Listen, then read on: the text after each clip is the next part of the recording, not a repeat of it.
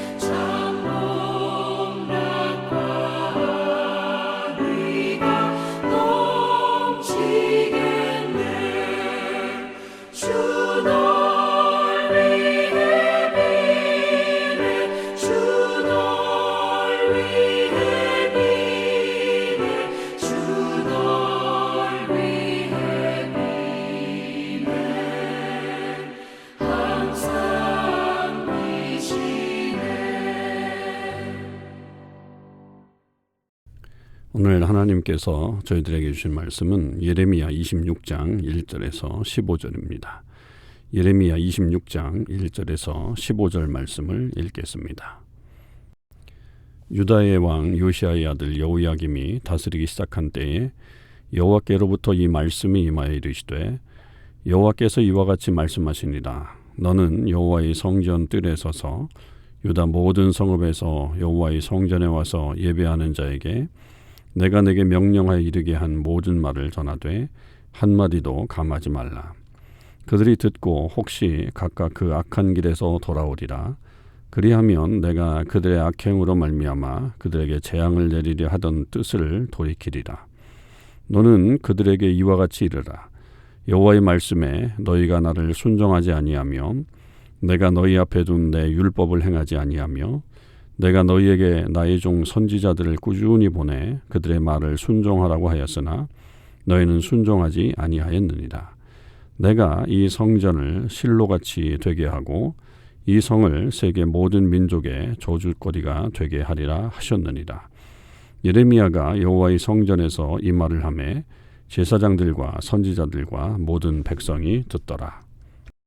예레미야가 여호와께서 명령하신 말씀을 모든 백성에게 전하기를 마침에 제사장들과 선지자들과 모든 백성이 그를 붙잡고 이르되 내가 반드시 죽어야 하리라.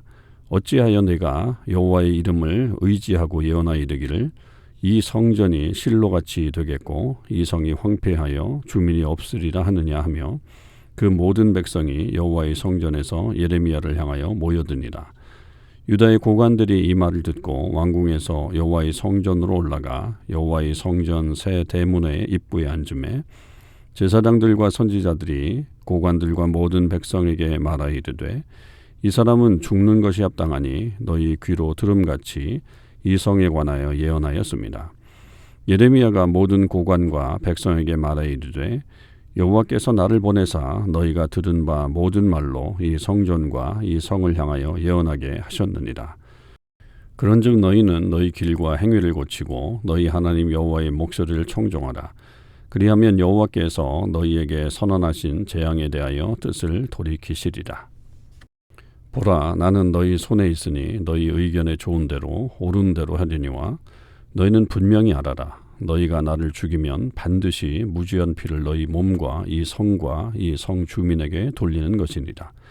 이는 여호와께서 진실로 나를 보내사 이 모든 말을 너희 귀에 말하게 하셨습니다. 아멘. 오늘도 이 새벽기도에 동참하는 우리 모든 참소망의 식구들과 또 하나님의 백성들 위해 주님의 크신 은혜와 사랑이 함께 하시기를 주님의 이름으로 축원을 드립니다. 이제 우리 7월부터는 예레미야서를 묵상하게 됩니다. 7, 8월 동안 계속 묵상하게 될 텐데요. 예레미야의 이제 후반부를 우리가 보면서 또 이 유다의 마지막 때 그리고 포로로 끌려가는 그 시기에 또 이스라엘 백성들에게 향하신 하나님의 음성들을 통해서 이 마지막 때를 살고 있는 우리에게 다시 한번 경각심을 갖게 되는 말씀들을 묵상하면서 우리도 하나님 앞에 바로 서게 되는 그런 은혜가 있기를 바랍니다. 오늘 26장 1절에서 15절을 먼저 묵상하게 되겠는데요. 먼저 1절에서는 이제 이 예레미야의 예언이 이루어진 그 배경과 때를 얘기하고 있죠. 그 때가 언제냐면 유다 왕 요시야의 아들 여호야김이 다스리기 시작한 때라 이렇게 말하고 있습니다. 요시야는 유다의 그 마지막 시기에 가장 위대한 왕으로 그렇게 알려진 사람이고 하나님을 잘 섬겼던 그런 사람이죠. 근데 이제 이 사람이 갑자기 이 무기또 전쟁에서 결국은 사망을 하게 됩니다. 이 올라오고 있는 이 바로를 대적하다가 결국 죽게 되는데 그렇게 죽은 다음에 이 바로가 이 요시야의 아들인 이 여호아하스를 먼저 왕으로 세운단 말이에요. 그렇게 됐지만 여호아하스가 3개월 만에 결국은 애굽으로 끌려가게 되고 그 대신에 이제 세워진 왕이 바로 이 여호야김입니다. 그러니까 이 아버지가 죽은 지가 이제 BC 이제 608년에 죽었다고 보는데 이제 이 여호야김이 608년 정도에 이 왕위에 등극을 했으면 지금 이 시기가 굉장히 혼란스러운 시기고 여호야김이 왕이 되었다고 하지만 결국에는 이 바로의 어떤 영향력을 받을 수밖에 없는 그런 위치에 있는 이 나라가 사실은 굉장히 혼란스러운 시기라고 볼 수가 있겠죠. 이제 그런 때에 이제 다시 하나님의 말씀이 예레미야에게 임한 거고, 특별히 성전에 올라오는 사람들을 향해서 성전 뜰에 서서 분명히 외치라고 그렇게 말하고 있습니다. 그럴 때에 2절 말씀에 보면 하나님이 예레미야에게 이렇게 말씀하세요. 여호와의 성전에 와서 예배하는 자에게 내가 내게 명령하여 이르되 이르게 한 모든 말을 전하되 한마디도 감하지 말라. 그러니까 한마디도 이렇게 왜곡하거나 줄이지 말라라고 하는 그런 말이죠.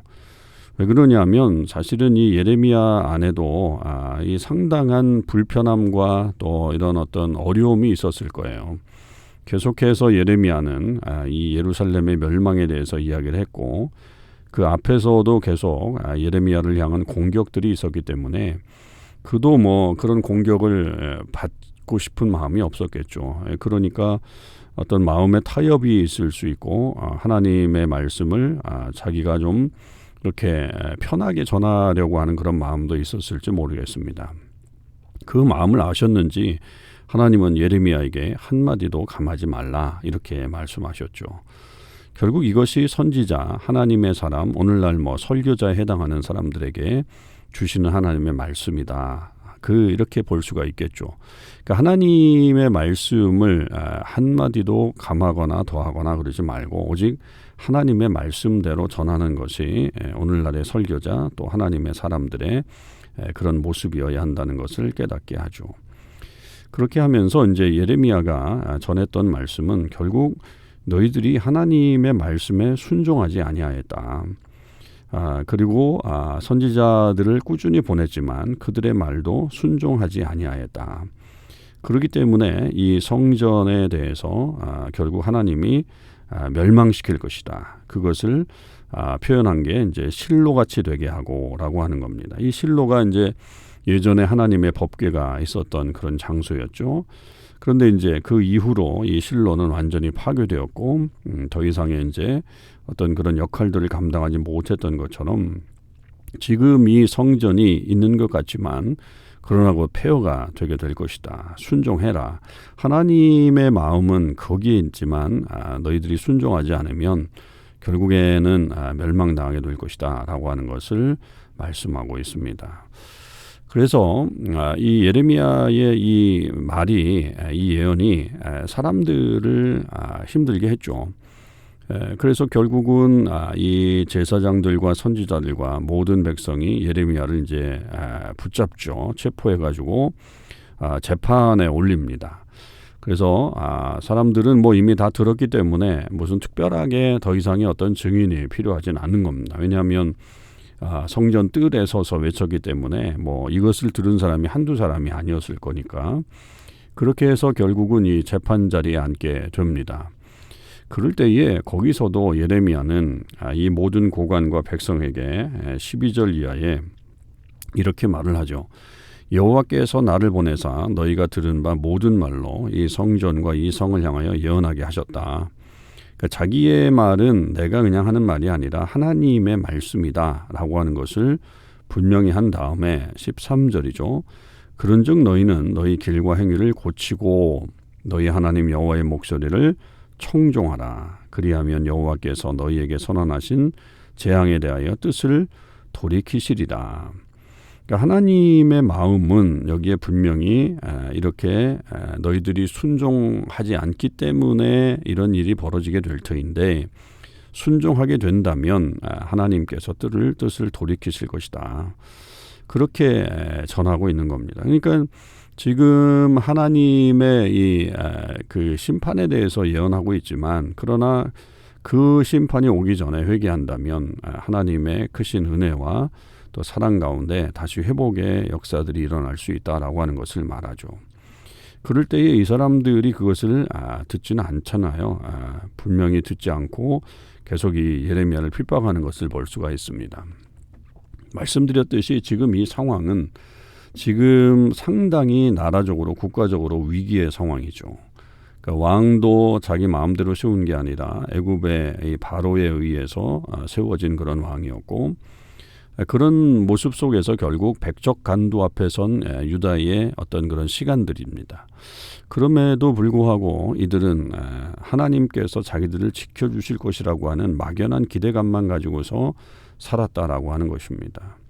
그리고 정작 그들의 행위나 또 그들의 삶 가운데 하나님의 말씀을 지키지 않는 일들은 계속적으로 이루어지고 있었기 때문에 결국 이들에게는 더 이상의 기회나 또 그런 시간들이 주어지지 않는 거죠. 곧 예루살렘의 멸망이 물론 바로를 통해서 이루어지는 건 아니고 우리가 알듯이 바벨론을 통해서 이루어지지만 결국 그 멸망의 사건들이 일어나는 것을 우리는 보게 됩니다. 하나님의 사람의 사실 힘든 그런 사역을 우리는 보게 되지만, 그러나 그것보다도 더 중요한 것은 그런 말씀이 주어졌을 때 그 말씀을 그냥 자기 마음대로 해석하거나 자기 마음에 안 든다고 막 그것을 배척하거나 하나님의 말씀을 전하는 사람들을 힘들게 하거나, 그렇게 될 때에 더 큰 문제가 발생할 수 있다라고 하는 것을 우리는 오늘 말씀을 통해서 배울 수가 있습니다. 우리에게 어떤 말씀이 주어지든 특별히 하나님 앞에서 우리가 잘못한 것에 대한 지적과 또 하나님의 그런 그 용서하심과 또 사하심에 대한 그런 말씀들을 분명히 들었음에도 그것이 듣기 싫다고 귀를 막거나 또 오히려 더 하나님의 사람을 핍박하는 일들이 일어나면 그것은 정말 안타까운 결과를 가져올 수 있다라고 하는 것을 명심하고, 늘 하나님의 말씀이 주어질 때에 감사함으로 받아야 될 것이고요. 또 때로는 힘들어도 그 말씀 앞에 부복하고 또 회개하고 또 하나님의 은혜 안에 다시 서는 그런 역사가 있기를 주님의 이름으로 간절히 축원을 드립니다. 기도하시겠습니다. 하나님 아버지, 감사합니다. 오늘 저희들이 예레미야의 말씀을 통해서 하나님의 음성을 다시 한번 듣습니다. 하나님의 사람 예레미야가 하나님의 말씀을 가감없이 전했을 때에 많은 백성들은 힘들어했습니다. 이 나라가 하나님께서 함께 하시는 나라인데 망하지 않을 것이다 라고 하는 막연한 기대감만 가지고 저들의 행동은 변하지 않았습니다. 그러나 회개하지 않으면 결국 그 성읍은 멸망하는 그런 결과가 나타나는 것을 예레미야는 분명하게 전했고 계속 회개를 외쳤습니다. 때때로 들려지는 하나님의 말씀이 우리를 힘들게 하더라도 하나님 그 말씀대로 순종할 수 있게 하여 주시고, 또 하나님께서 주시는 은혜를 다시 사모할 수 있게 하여 주시옵소서. 오늘은 캐나다 날입니다. 캐나다 데이입니다. 하나님, 이 땅을 보호해 주시길 원합니다.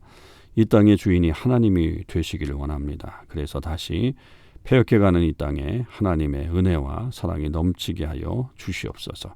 오늘 하루도 우리 주님께서 함께 하시기를 간절히 원하며 우리 주님 예수 그리스도의 이름으로 기도하옵나이다. 아멘. 성도 여러분, 오늘 하루도 주님의 은혜 안에서 승리의 삶을 사실 수 있기를 바랍니다.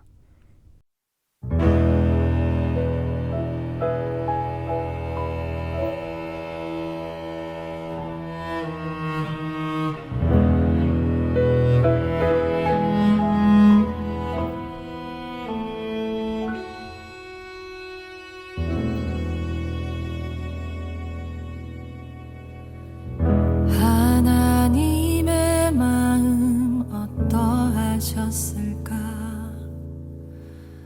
죽기 위해 떠난 아들을 보시던 하나님의 마음 어떠하셨을까? 그 마음 알기 원해. 하나뿐인 하나님의 외아들을 악한 인간들을 위해 보내셨던 하나님의 마음 어떠하셨을까? 그 마음 알기 원해. 죽어야만 하는 아들을 보내신 아버지의 마음 어떠하셨을까? 십자가에 달린 예수님 보시던 아버지 그 마음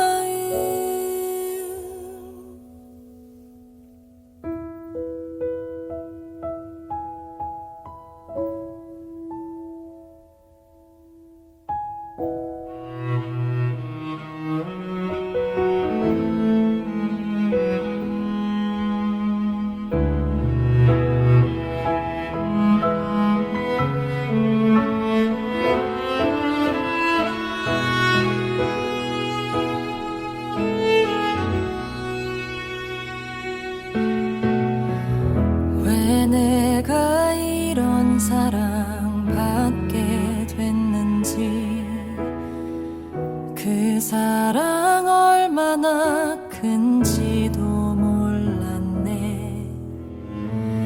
날 향한 하나님의 아픈 사랑을 이제야 깨달았네. 죽어야만 하는 아들을 보내신 아버지의 마음 어떠하셨을까.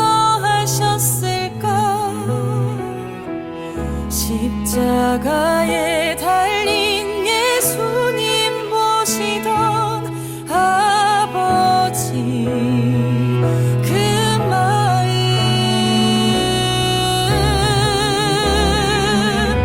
죽어야만 하는 아들을 보내신 아버지의 마음 어떠하셨을까. 십자가에 달린 예수님 보시던 아버지 그 마음, 그 사랑.